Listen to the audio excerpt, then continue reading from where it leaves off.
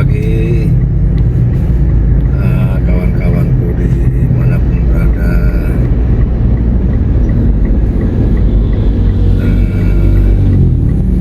Pagi ini saya ingin menanggapi tentang pernyataan dari Bang Rismon Sianipar tentang penerbitan buku Jokowi White Paper. Terus terang saya merasa bersimpati karena beliau dalam pernyataannya menyebut bahwasanya mereka juga masih kesulitan untuk biaya mencetaknya, karena niat mereka itu tidak didomplengin oleh kepentingan politik, dan mereka hanya punya niat buat kemajuan bangsa, kebaikan bangsa, tentang keadilan. Saya sebagai salah satu orang yang bersimpati berniat untuk memfasilitasi penerbitan buku tersebut, mengadakan atau mencarikan penerbitnya,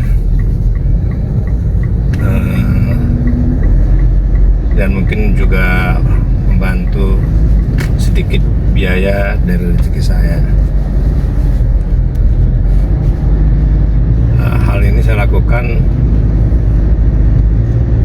agar semuanya bisa jadi terang benderang, tidak ada lagi kisruh. Saya pengen itu ya, kita itu sebagai masyarakat itu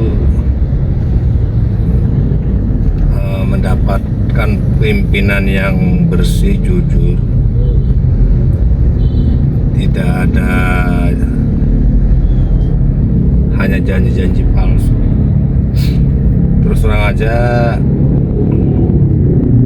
terkait dengan sosok Pak Mulyono ini bukan hal yang asing saya. Jadi walaupun saya itu tidak pernah bertemu, tapi sedikit banyaknya saya berperan untuk beliau duduk sebagai presiden itu. Kenapa tidak? Kenapa saya katakan demikian? Dulu saya punya media online tahun 2009 berdirinya. Saat itu media online itu masih sepi. Nah, saya saat dia ingin berangkat jadi gubernur dari Solo itu, saya sudah sering menyoroti, memberitakan tentang beliau, tentang manuver beliau di SMK juga saya sudah soroti. Tidak banyak juga yang tahu bahwa saya manuver utamanya itu ya berseteru dengan Gubernur Jawa Tengah itu Bibit Waluyo. Bibit Waluyo itu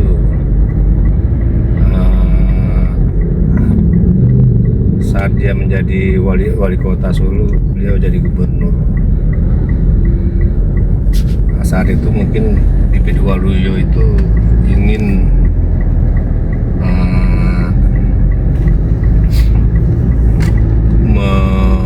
menjual pabrik es dan menjadikan pasar-pasar tradisional itu menjadi swalayan atau supermarket yang lebih modern. Namun situlah momentum Jokowi itu untuk mendapat citra baik bagi masyarakat Solo, dia menentangnya. Jadi saat itu saya sudah membuat pemberitaan tentang beliau. Terus ditambah lagi dengan SMK itu juga sebenarnya SMK Solo itu sebenarnya hanya studi banding ke Jakarta. Jadi yang duluan punya pabrikan mobil itu sebenarnya dari Jakarta. SMK Solo itu studi banding. Nah, itulah yang jadi kendaraan politik yang sampai sekarang pun nggak tahu juntrungannya SMK itu kemana. Saya tetap menyorotin beliau saat mau menjadi gubernur Jakarta. Dia belusukan di pasar Klewer beli sepatu bekas. Saya sudah sorotin juga, itu hanya pencitraan. Di saat akhirnya beliau menjadi gubernur, saya juga tetap menyoroti beliau melalui pemberitaan tentang lelang jabatan. Juga saya sorotin yang menimbulkan ada 2 atau 3 lurah yang dipenjara, termasuk juga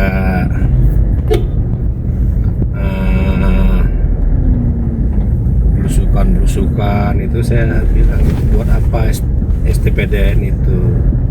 Kalau lelang jabatan itu buat apa STPDN? Kalau belusukan tuh terus kan bawahannya itu jadi serba salah ya, wali kota, kepala dinas. Kalau dia langsung ke lapangan tuh mereka merasa serba salah. Nah, tambah lagi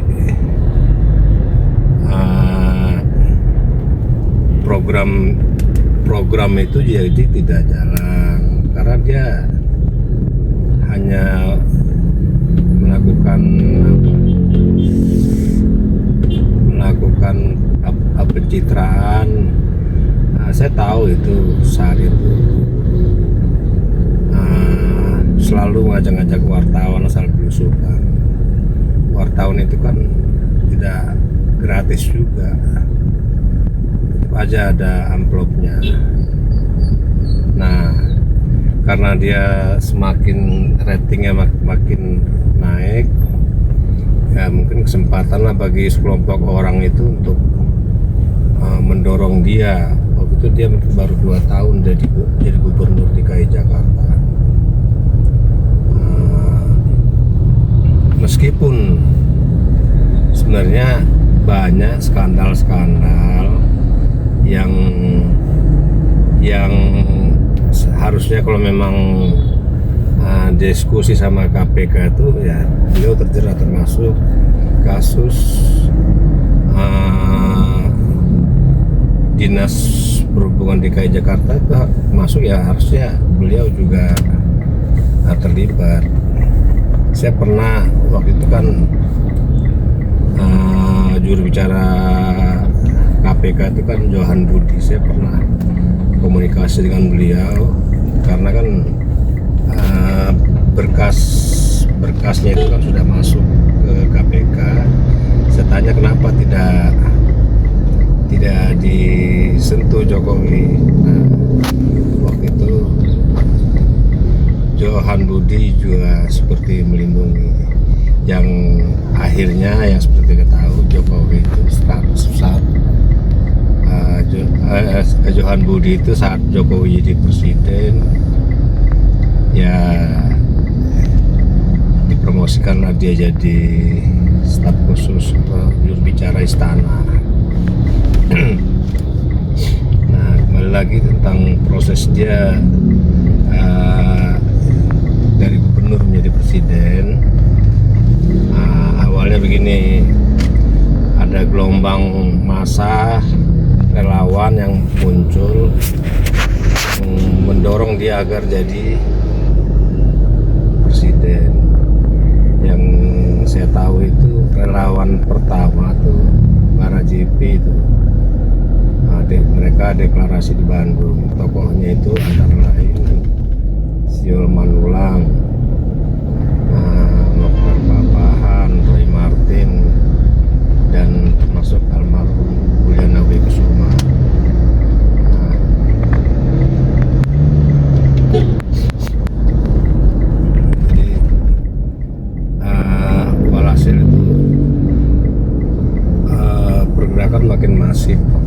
lagi relawan-relawan yang lain. Relawan saat itu hanya ramai di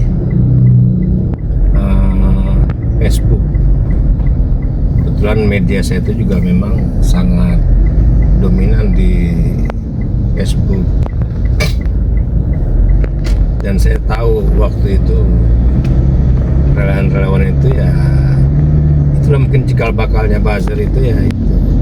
Mereka punya akun bisa puluhan itu akun buzzer itu. Nah, karena sudah mulai berkembang ke seluruh Indonesia tuh gerakan massa yang mendukung Jokowi jadi presiden.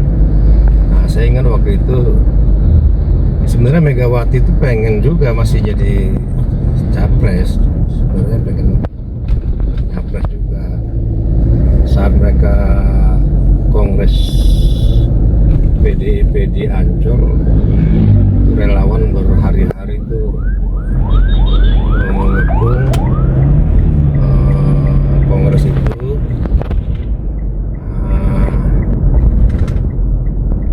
Menyuarakan agar Megawati Soekarno Putri bisa legowo memberikan ruang buat Jokowi majunya pres.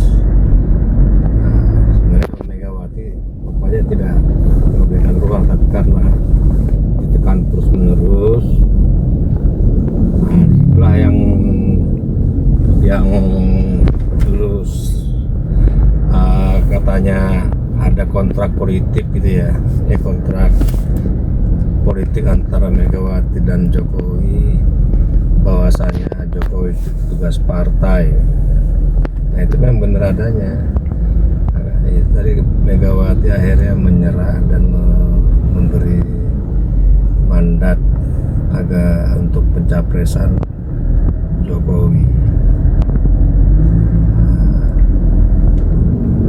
Padahal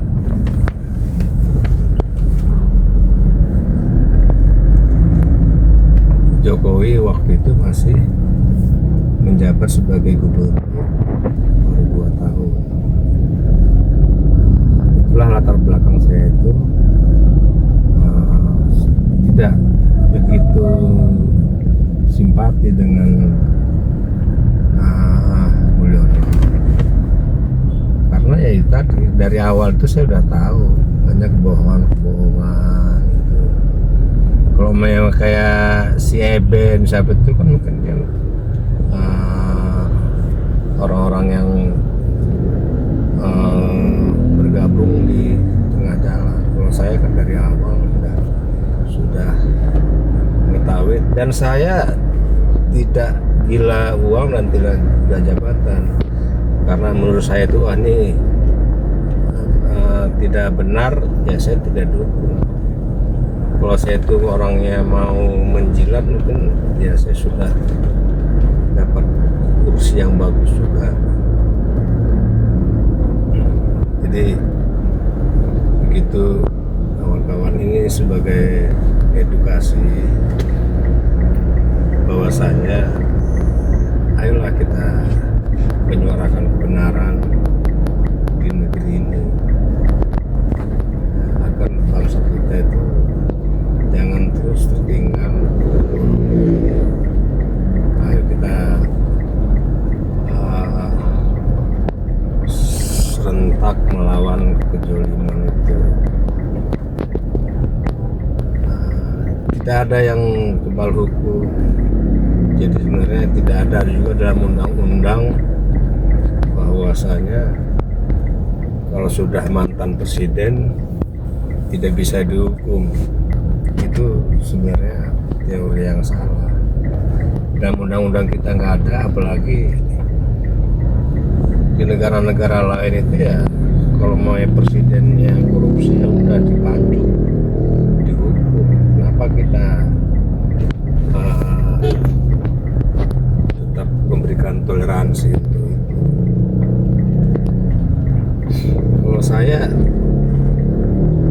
kenapa berstatement seperti ini? Kenapa saya mau berkorban untuk ini? Saya tidak ada kepentingan apapun, tidak berafiliasi dengan parpol apapun, kelompok manapun. Enggak, saya itu hanya sebagai orang, sebagai masyarakat yang sangat mencintai bangsa ini agar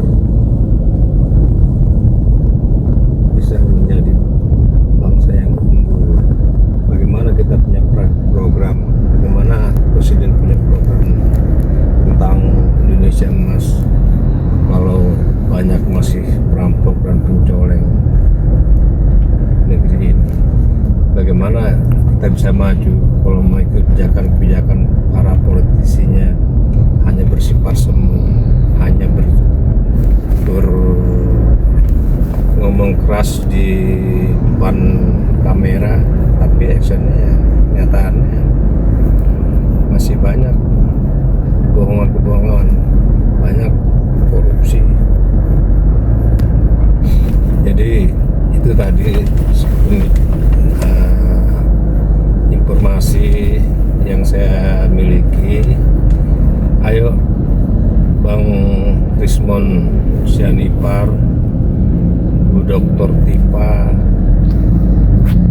Bang Mas Roy Suryo, dan teman-teman yang lain, tetap gelorakan kebenaran. Saya dukung, walaupun saya itu bukan orang yang punya duit banyak, walaupun saya itu bukan orang besar, bukan orang yang berpengaruh. Ya mungkin makin banyak orang seperti saya mendukung kalian, insya Allah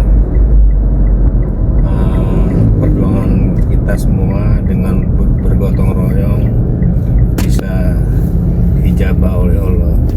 Salam waras, merdeka.